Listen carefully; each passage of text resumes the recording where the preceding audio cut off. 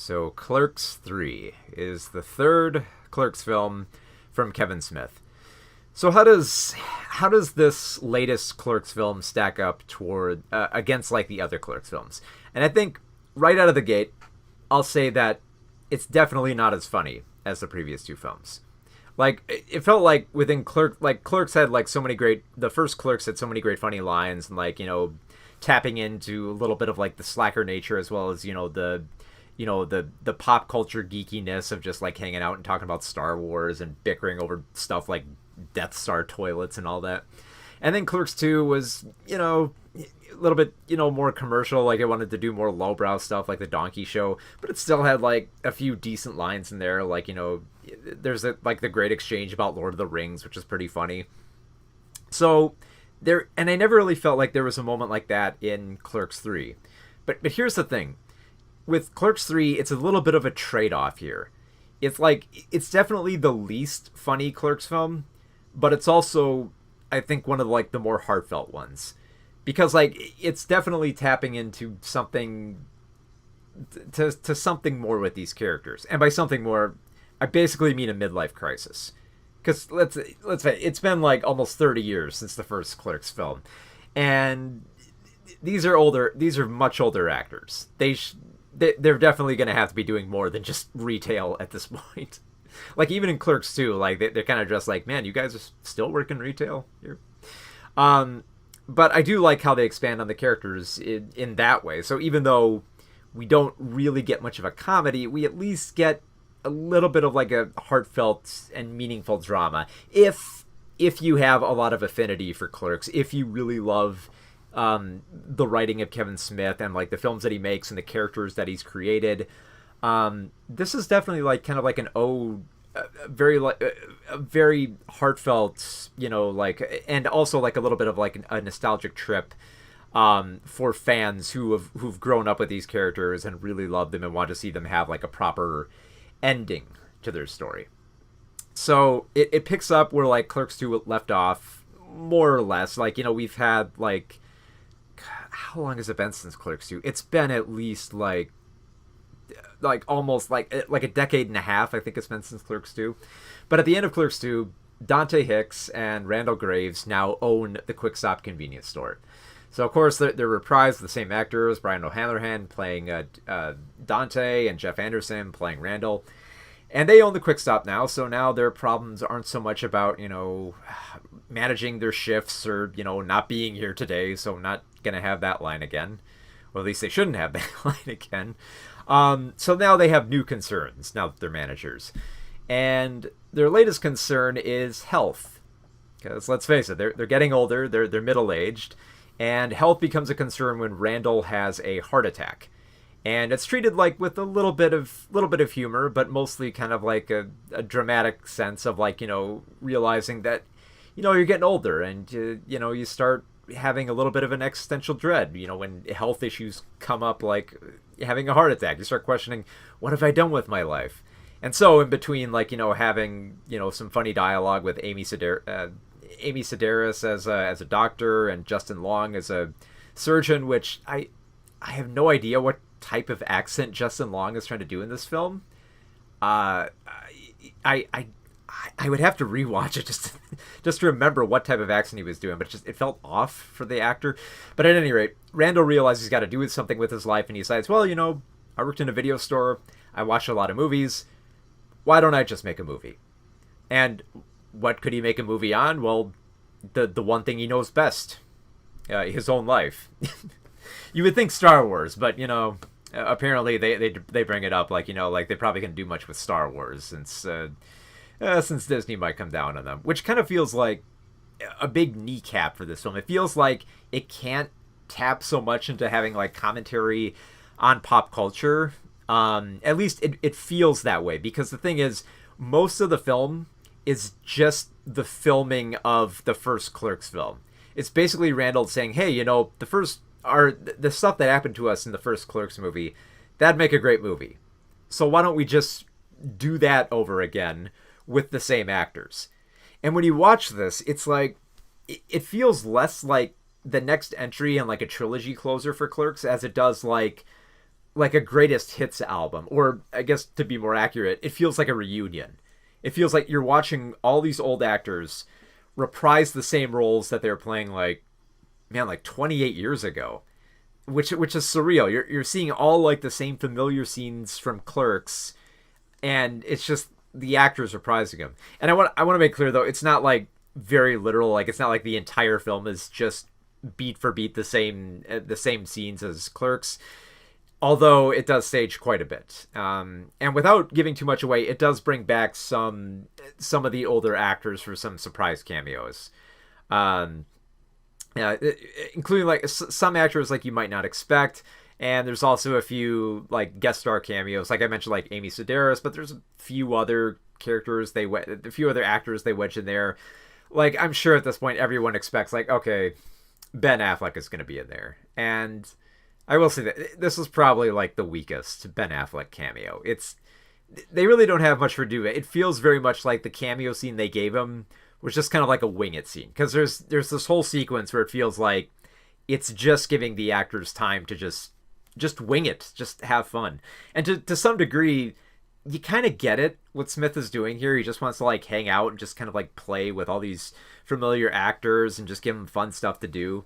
At the same time, though, it almost kind of feels like just rewatching Clerks with the director's commentary track, because we get a lot of like Kevin Smith playing, reprising his role as Silent Bob, providing, he basically serves as the cinematographer. And he basically says all the stuff that he said about Clerks for years. Like, oh, we got to shoot it in black and white. That way we can shoot at night. And, like the colors in here are horrible. And he does this for like a few scenes, but then like Jeff Anderson since he's the director of this little project, he handles most of the other lines, like, oh, maybe we could, kill off Dante in the end. But well, what if we want a sequel? Sequels are hacky. So there's a lot of nostalgic winking here, where if you're not a big Kevin Smith fan, you're probably, if you're not the big Kevin Smith fan, you're probably either going to find this stuff annoying, if you're already aware of this, or you're kind of going to be scratching your head like, okay, wait, who is this character? Why are they talking about Chuli's gum? And why are there all these references to like Ranger Danger and like Happy Scrappy Hero Pup? All these little references to like the first Clerks film. So you really, like I really have to stress this, you really have to be into the first Clerks film to really appreciate this. Not just for like the comedy that's going on here, but for the nostalgic nature here, because it's very much a sense where Dante and Randall are having this midlife crisis, where they want to essentially go back, because like the future just looks kind of bleak for them, especially for Dante. Dante like very much has like a lot of like trauma that he's dealing with a recent loss in his life, and it leads to, actually, I think probably Brian O'Halloran's like finest performances in all of Clerks. He has probably one of the best monologues he's ever given. He has a lot more range here, where like he basically breaks down into like a sobbing mess here. You get to see more than just like the standard blustering and flustering that you get with him in like every Clerks film. That being said, if you like little moments like, having him argue with Randall, there are a few small but funny little moments here and there, where you get that kind of like that old magic is recaptured. Like I do like the fact that Randall is trying to argue that Dante is not like the Han Solo of the Star Wars story.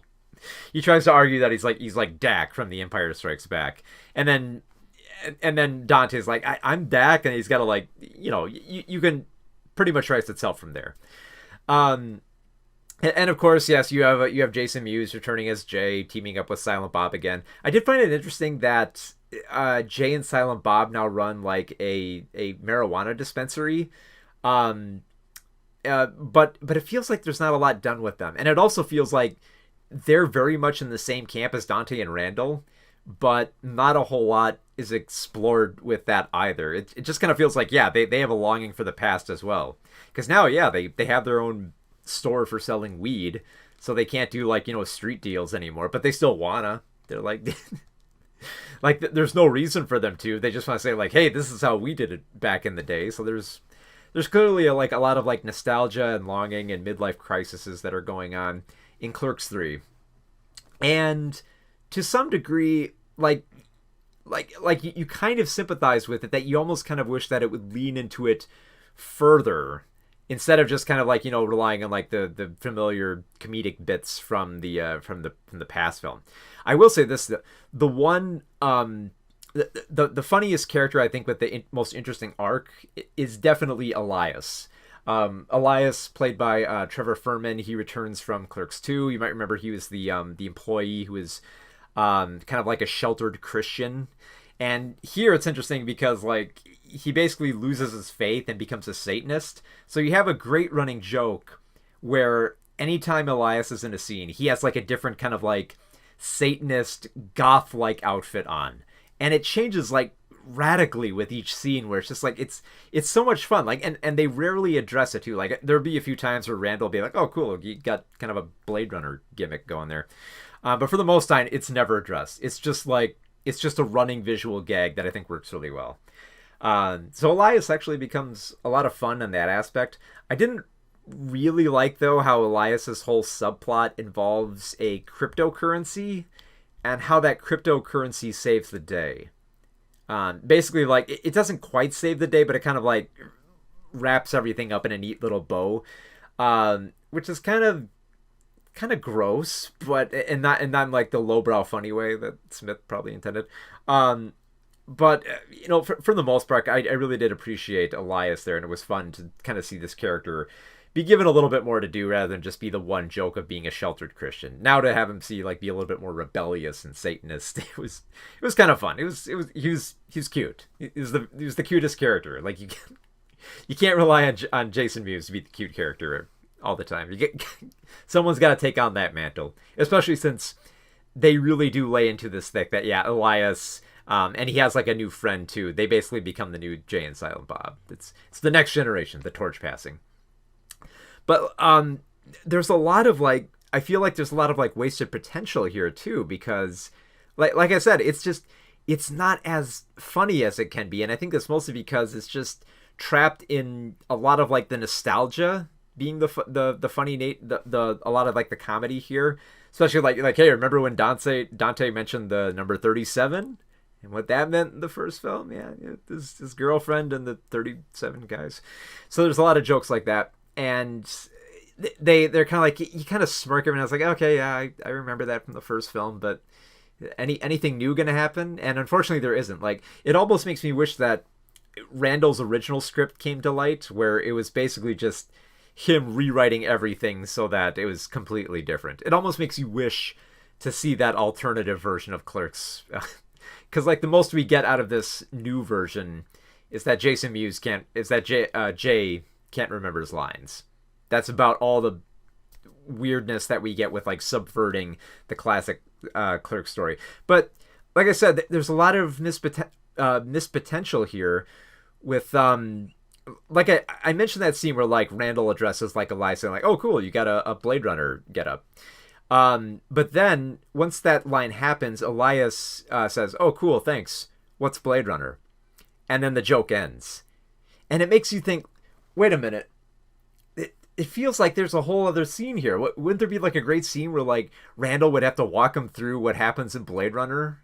And then maybe with his description, it sounds a little bit inaccurate, where Dante could argue about it, saying that's not what happened in Blade Runner, and Randall could basically get into a big argument about the politics of replicants or how they poop or something like that. Something more like that. If they really wanted to recapture the classic nature of Clerks and have that kind of nostalgic twinge back again to kind of capture that lightning in a bottle, it would feel like you should expand more on stuff like that. And there's so many scenes where it feels like it has that potential, but it's so either trapped in nostalgia or wanting to take itself more seriously with this midlife crisis angle that we don't get a lot of funny scenes like that. So I'm very torn about this film, because on one level I do appreciate the fact that it definitely has a lot of heart towards it. It doesn't feel like it's trying to be as it doesn't have a lot of the cynical edge that the previous Clerks films had. And on that level I kind of respect the film.